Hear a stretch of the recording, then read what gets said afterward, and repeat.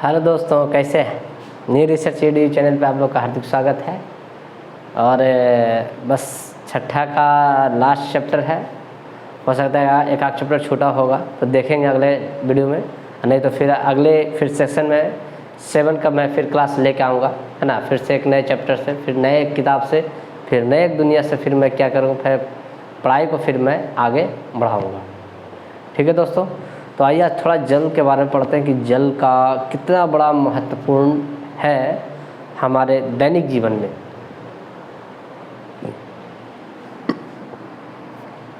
देखिए कि जल जो होता है ना, इसको पहले आप समझ लीजिए कि जल 4 चीज़ में हम डिवाइड करते हैं। ठीक है, कितने चीज़ में? 4 चीज़ में। जो ये आपके एनसीईआरटी लेवल का है, और अगर आप ये 6 का अगर पूरा क्लास आप देख चुके हैं तभी आपको 7 का क्लास कुछ मैटर में आपको समझ में आएगी। कुछ नहीं मिलेगी, बहुत कुछ समझ में आएगी अगर आप पूरी तरह से उसको अध्ययन कर चुके हैं तब। क्योंकि कहता है ना कि जैसे आप अगर पॉलिटी का अगर आप 6 लेवल को उठाइए और एक उठाइए स्टैंडर्ड लेवल का, जिसको क्या बोल सकते हैं, एम लक्ष्मीकांत, ठीक है, उसको उठा लीजिए तो आपको कुछ पता ही नहीं चलेगा कि हम क्या पढ़ रहे हैं। तो जब तक कि आपको 0 लेवल को मजबूत नहीं होगा फिर आप हीरो लेवल तक कैसे जाइएगा, नहीं जा पाइएगा ना। इसलिए कहते हैं कि 0 लेवल से स्टार्ट करिए तब आप हीरो लेवल तक आप जा सकते हैं। क्योंकि जो हीरो लेवल में जो किताब दिया हुआ, जो स्टैंडर्ड बुक में जो दिया है, जो शब्द उसमें दिया हुआ है, ये 6 का ही शब्द उठा करके उसमें डाला गया है। तो 6 का जब शब्द का अर्थ नहीं समझ पाइएगा तो फिर आप स्टैंडर्ड बुक कैसे पढ़ पाइएगा, नहीं पढ़ पाइएगा, संभव ही नहीं है। तो चलिए हम स्टार्ट करते हैं आज जल से। जल में पहले चीज़ क्या करते हैं, हम 4 चीज़ देखते हैं। पहला जो चीज़ हम देखते हैं, पृथ्वी पर जल।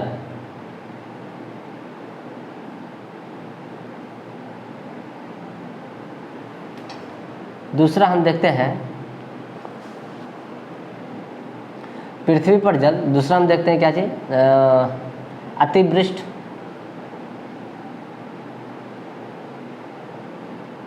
अतिवृष्टि। और तीसरा देखते हैं अल्पवृष्टि, अल्पवृष्टि। और चौथा हम देखते हैं बादलों का बनना,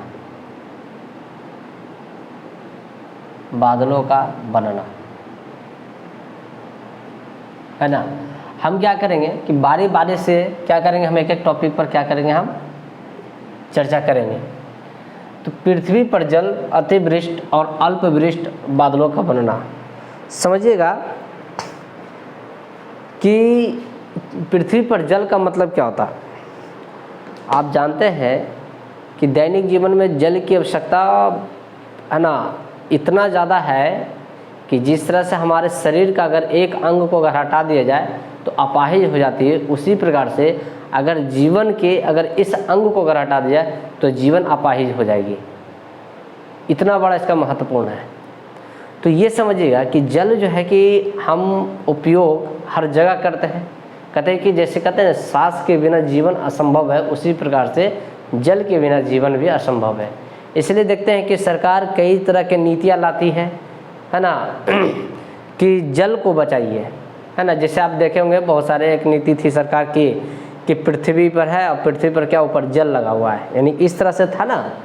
ये देखिए, ये इस तरह से था दिया हुआ, आप शायद देखे होंगे, है ना। ये जल, ये नल थी, है ना, यहाँ से क्या था, पानी बह रहा था, और ये जो हमारा था ये पृथ्वी थी। क्या थी? ये पृथ्वी थी, है ना। ये पृथ्वी, ये पृथ्वी थी। तो इस तरह से क्या थी कि वो मतलब कि सरकार क्या इंडिकेट कर रहे थे कि आप जल को बचाइए। ठीक है, इस पर विचार करते हैं। लेकिन फिलहाल अभी हम आते हैं कि जल की क्या विशेषता है।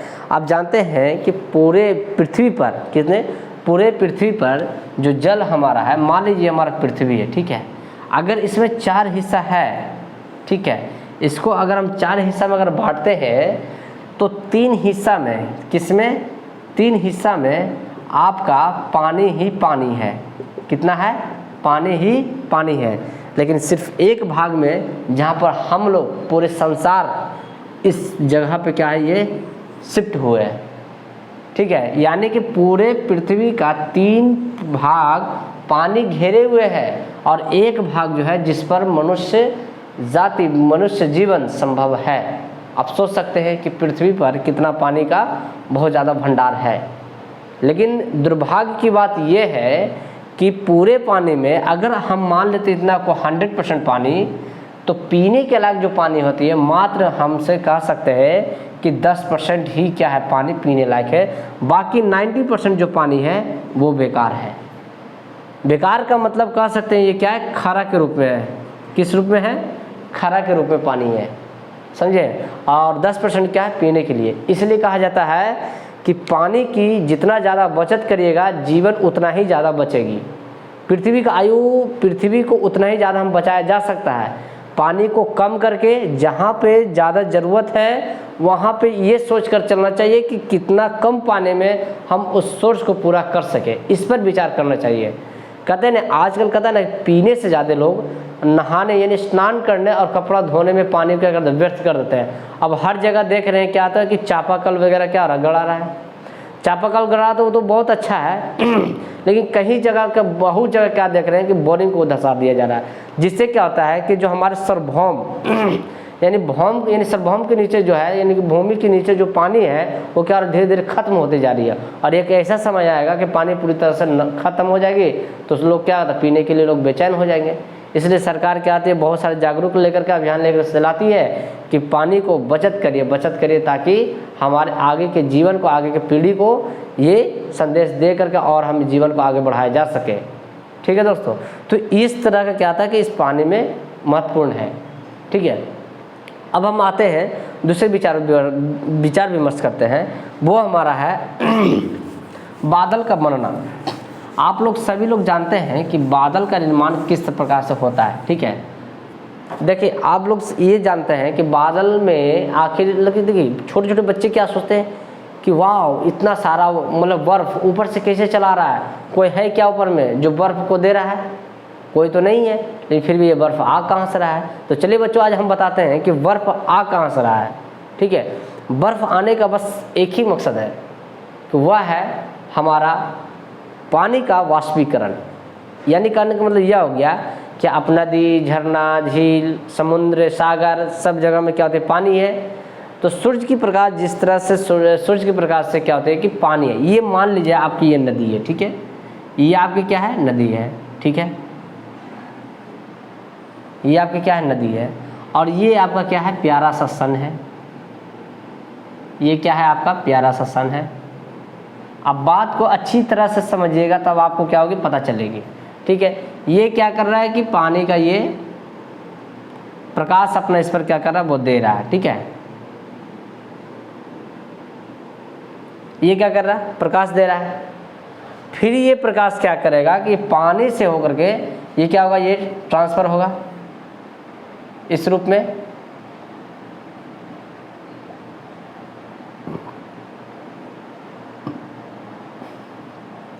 ये इस रूप में क्या होगा, वो ऊपर जाएगा। तो इस रूप में जो ये जो पानी का जो वाष्प है जो इस रूप में जो जा रहा है, ये कैसे जा रहा है, तो ये जा रहा है संघनित के रूप में, इस तरह से जा रहा है। ठीक है, तो ये जो पानी का जो वाष्प है ये क्या हो रहा है कि लिक्विड से क्या हो रहा है ये वाष्प में बदल रहा है।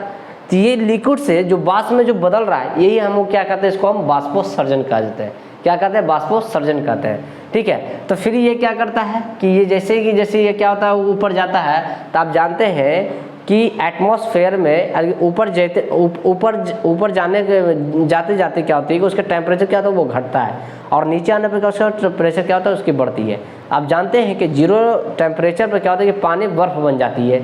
तो हम जैसे जैसे ऊपर जाएंगे तो टेम्परेचर तो घटती चली जाएगी। जब टेम्परेचर जब घटेगी तो ये जो पानी है पहले वाष्प बनेगी, फिर जैसे जैसे ऊपर जाएगा वाष्प, फिर धीरे धीरे क्या होगा, वो एक जगह होगा। फिर एक जगह होते होते क्या करेगा, बहुत जो है कि एक संघनित बन जाएगा। संघनित का मतलब कि बहुत सारे वाष्प को एक जगह करने के बाद वो एक ठोस के रूप में है ना, मतलब कि बन जाना। और वही ठोस के रूप में जो बन जाता है वही हमारा क्या कहलाता है, बादल का निर्माण कहा जाता है। किसमें, बादल का। वास्तव में आप जो बादल को देखते हैं शाम में या सुबह में कुछ भी, वो एक प्रकार का क्या है, एक मतलब कह सकते हैं क्या कि पानी का यानी कि जो वाटर का एक क्या है, वो मतलब कि क्या बोलते हैं उसको, संघनित है ना। तो वही संघनित हमारा क्या कहलाता है, बादल कहलाता है। और जैसे जैसे क्या करता है कि जब बहुत अधिक जब इस पर जब लोड पड़ जाता है पानी का, तो ये थम नहीं पाता है, ये संभाल नहीं पाता है, तो ये धीरे धीरे क्या होता है कि यही वाष्प के रूप में क्या आता है, ये नीचे चला आता है, यानी कि पानी के रूप में क्या होता है, ये नीचे चले आता है। और कभी कभी क्या होता है कि जब बर्फ़ जब होती है तो उस पर जब वायु जब टकराता है तब वो क्या होता है, वो धीरे धीरे फिर वो वायु जो है टकराने के बाद बर्फ़ क्या होता है, वो टुकड़े टुकड़े में क्या विभाजित होता है। तो कभी कभी देखते हैं कि ओलावृष्टि भी क्या होता है, निकल नीचे नीचे क्या होता है, गिरना शुरू हो जाता है। तो उसी को क्या कहते हैं कि ओलावृष्टि, यानी कि जिसको बर्फ़ के रूप में बर्फ़ की बारिश होना है ना, ओला की बारिश होना, इसी को बोला जाता है।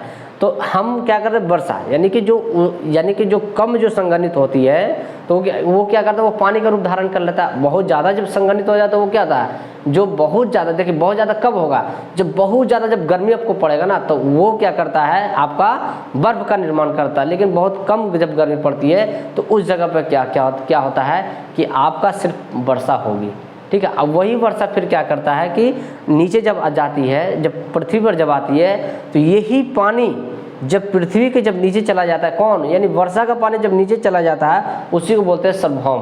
क्या बोलते हैं, सार्वभौम, यानी जिसको बोलते हैं भौम जल, है ना, सार्वभौम ये है ना, इसको क्या बोलते हैं, भौम जल, भौम जल।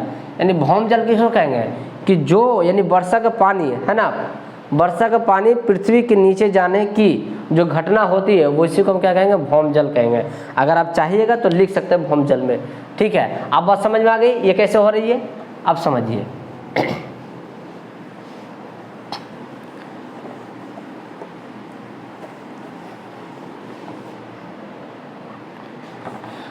भौम जल में आप लिख सकते हैं क्या, भौम जल, वर्षा का पानी, वर्षा का पानी पृथ्वी के नीचे जाने की घटना को भौम जल कहते हैं। क्या करते हैं, भौम जल करते हैं, यानी वर्षा के पानी है ना पृथ्वी के नीचे जाने की घटना को क्या कहते हैं, भौम जल कहते हैं।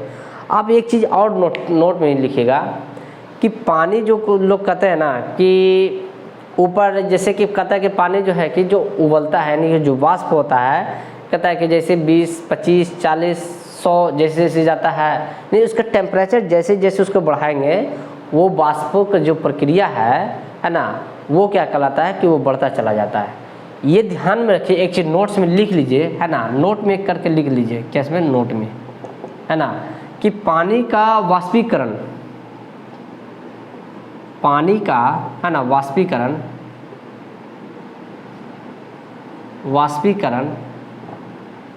किसी भी ताप पर हो जाता है, अर्थात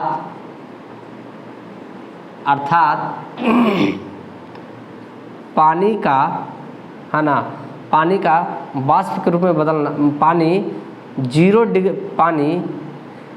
डिग्री पर भी वाष्प है ना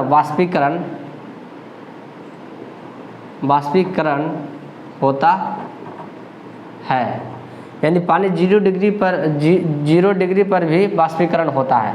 समझिए ये बहुत बड़ा चीज़ क्या है कि बहुत बड़ा क्या कि हम लाइन लिख दिए, यानी पानी का वाष्पीकरण किसी भी ताप पर हो जाता है, अर्थात पानी 0 डिग्री पर भी वाष्पीकरण होता है, यानी 0 डिग्री पर भी क्या होता है, वाष्प मतलब कि लिक्विड जो है कि वाष्प में बदलता है, ठीक है। और जैसे जैसे इसके टेम्परेचर बढ़ते चले जाएंगे, इसका वाष्पीकरण वैसे वैसे क्या होता है, वो बढ़ता चला जाता है।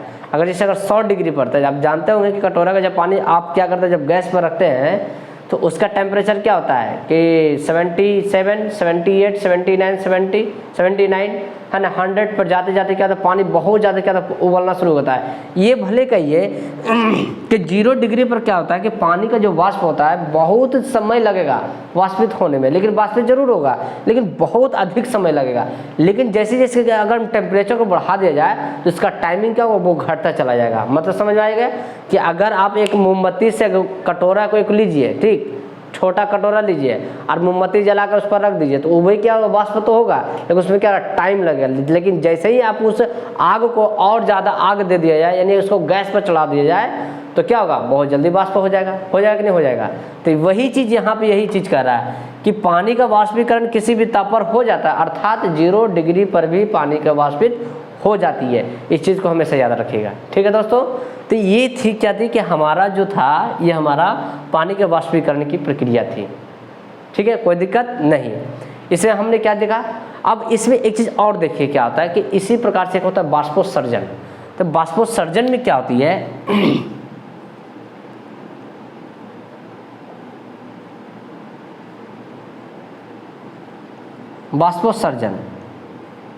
बाष्पोत्सर्जन का मतलब क्या होता है, इसमें कुछ नहीं होता है। इसमें बस एक आप पौधा लीजिए और पौधे से की जो पत्ती होती है उससे क्या होता है कि बाष्प के रूप में बदलना।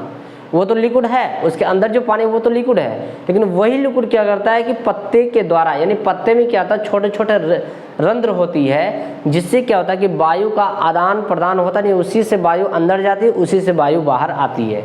जिस तरह से हमारे शरीर में है ना, हमारे शरीर में क्या होता है कि वायु अंदर जाती है किससे, तो छोटे छोटे छिद्र होते हैं, है ना, क्या बोलते हैं उसको, टिश्यू बोलते हैं, है ना, ऊतक बोलते हैं। और उसी से क्या होता है कि हमारा क्या होता है कि पानी अंदर बाहर होता है, इसमें क्या होता है छिद्र होती है।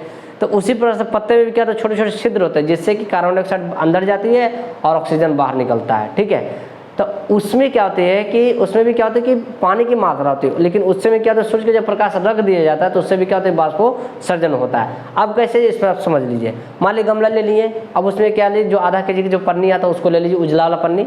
आप उसको क्या करते हैं, उस पत्ते के सहारे, यानी जो उसके जो टहनी से जो जॉइंट है उसको तोड़ना नहीं, पत्ते को पौधे में ही, है ना, पत्ती को क्या करो रख दो। पत्ती मतलब जिस तरह से लगा हुआ है पौधे में, यानी कि इस तरह से क्या होता है पौधा हमारा होता है, और इस तरह से हमारा टहनी निकला होता है, इसमें से क्या होता है पत्ते निकले होते हैं इस तरह से, है ना, इस तरह से हमारी पत्ती होती है। लेकिन इसमें क्या होता है एक पन्नी बांध दी जाए, ठीक है, यहाँ से एक बांध दी जाए पन्नी, है ना, पन्नी बांधने के बाद क्या, इसको धूप में रख दीजिए। और धूप में रखने के बाद जब शाम में देखिएगा तो इस पन्नी पर क्या होता है छोटे छोटे क्या होता है बुलबुले निकले रहेंगे यहाँ पे। तो ये बुलबुला आया कहाँ से, हमने तो इसमें तो नया पन्नी रखा था ला करके, हमने इसमें कोई तरह पानी नहीं मिलाया, फिर भी पानी कहाँ से आ गया। इसका मतलब है कि क्या होता है कि पत्ते के द्वारा क्या होता है बाष्पोत्सर्जन होती है, तो यानी वाष्पित होती है। तो यही वाष्पित क्या कहलाया, बाष्पोत्सर्जन कहलाया, यानी कि रंध्र के माध्यम के द्वारा। बात समझ में आ गई। तो ये चीज़ थी। अब हम आते हैं कि अतिवृष्टि और अल्पवृष्टि में थोड़ा बात करते हैं, ठीक है। तो अतिवृष्टि और अल्पवृष्टि में क्या होती है,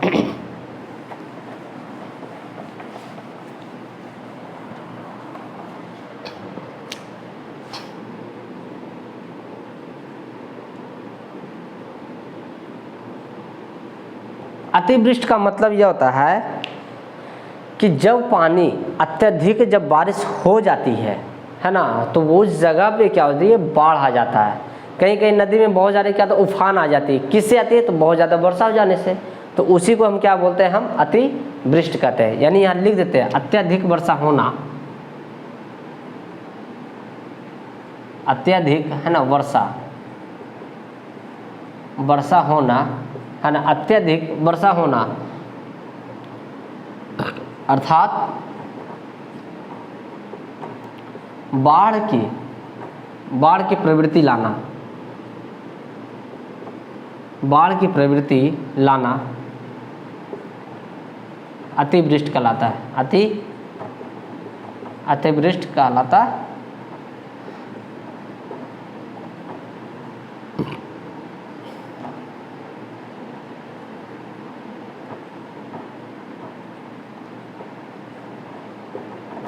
है। यानी जहाँ पे बाढ़ आ जाती है, तो आप देखेंगे न्यूज़ वगैरह में, पेपर में भी क्या लिखा रहता है कि फलाना जगह पे फलाना डिस्ट्रिक्ट में क्या होती है कि अतिवृष्टि हुई है। अतिवृष्टि जहाँ लिखा रहे समझिए कि वहाँ पे बाढ़ की स्थिति पैदा हो गई है, बाढ़ आ चुकी है, वो बताती है, ठीक है। उसके बाद एक होता है अल्पवृष्टि। अल्पवृष्टि का मतलब तो आप तो नाम से ही समझ रहे हैं कि अल्प का मतलब क्या होता है, थोड़ा सा, और अल्पवृष्टि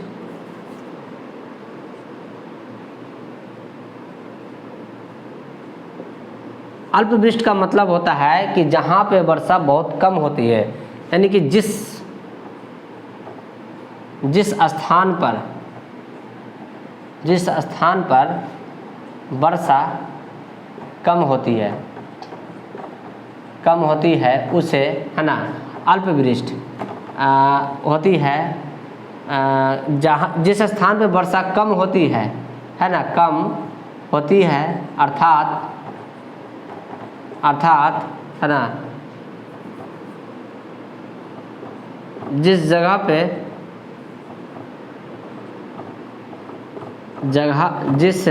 जिस जगह पे, है ना, सुखाड़ की समस्या आ जाती है, सुखाड़ की समस्या आ जाती है तो उसे अल्पवृष्टि कहते हैं। अल्पवृष्टि कहते हैं। ठीक है, तो ये थी हमारी क्या थी आज वर्षा के बारे में। इतना मैंने क्या मैंने जाना समझा, है ना। और इसके जब और आगे क्लास में और इससे बढ़िया से डिटेल में बताएंगे, बहुत तरह का चीज़ है इसमें, है ना, और अच्छी तरह से समझाने का प्रयास करेंगे। जो 6 में जितना दिए था मैंने इसे पूरी तरह से प्रयास किया है कि आपको तक हम एक कंटेंट को आपके सामने रखें, ताकि आपको किसी भी तरह से कोई तरह क्वेश्चन छूटे ना। ठीक है दोस्तों, तो आप इसी तरह से पढ़ते रहिए, आगे बढ़ते रहिए, और ज़रूर कमेंट करिए, है ना, लाइक ज़रूर करिए, सब्सक्राइब करिए। और कहीं पर भी कोई तरह की दिक्कत है तो ज़रूर कमेंट करके पूछिए, और आपको लगता है कि सर इससे और बढ़िया कंटेंट लाया जा सके तो ज़रूर लाऊंगा। बस एक बार आपकी कमेंट की आवश्यकता पड़ती है, और वीडियो के बीच में कभी भी स्किप मत करिए। हाँ, आप 1.25 पर आप देख सकते हैं, है ना, लेकिन आप इस वीडियो को पूरा देखिए, तभी आपको क्या करोगे समझ में आएगी। ठीक है दोस्तों, थैंक यू, धन्यवाद।